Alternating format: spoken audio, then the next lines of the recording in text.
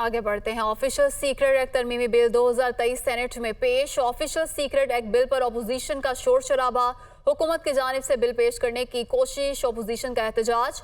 Bill को standing committee भिजवा दिया है। चेयरमैन सेनेट की जानिब से ये कहा गया ऑफिशियल सीक्रेट एक्ट तरमीमी बिल 2023 सेनेट में पेश किया गया। अपोजिशन की जानिब से शोर शराबा किया गया। तफसीलात जानते हैं नुमाइंदा वकार सैयद से। वकार, बताइएगा।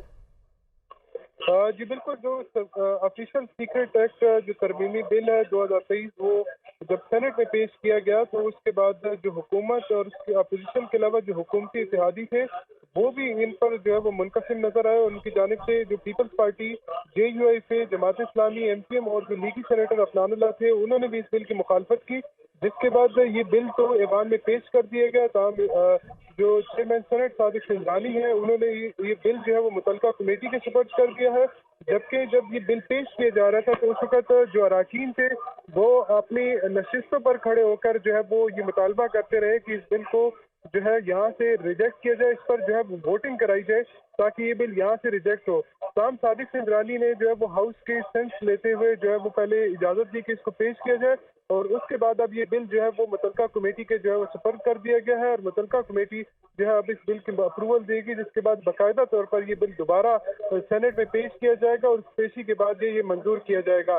ताहम इससे कबल जो कुछ बिल ऐसे थे जिस पर सिर्फ अपोजिशन जो है वो मुतरफ थी और उनकी जानिब से इतराज़ उठाया जा रहा था।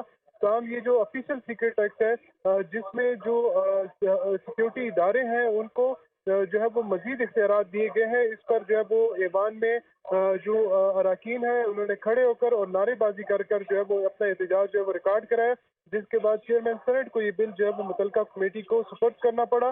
जबकि जो हुकूमत है उनकी जानिब से ये मुतालबा किया जाता रहा कि ये बिल जो है वो आज ही ईवान से मंजूर किया जाए। ताहम मुखालफत के बायस ये बिल जो है अब मुतलका कमेटी को भेज दिया गया है और मुतलका कमेटी से रिपोर्ट तलब की गई है जिसमें तमाम जो जमातें हैं उनकी रिप्रेजेंटेशन होगी और वो तफसीली इसका गौर जायजा होगा और उसके बाद इसकी एक रिपोर्ट जो है वो ऐवान में पेश की जाएगी, जिसके बाद ये फैसला किया जाएगा कि आया ये बिल वोटिंग के लिए पेश किया जाना है या नहीं।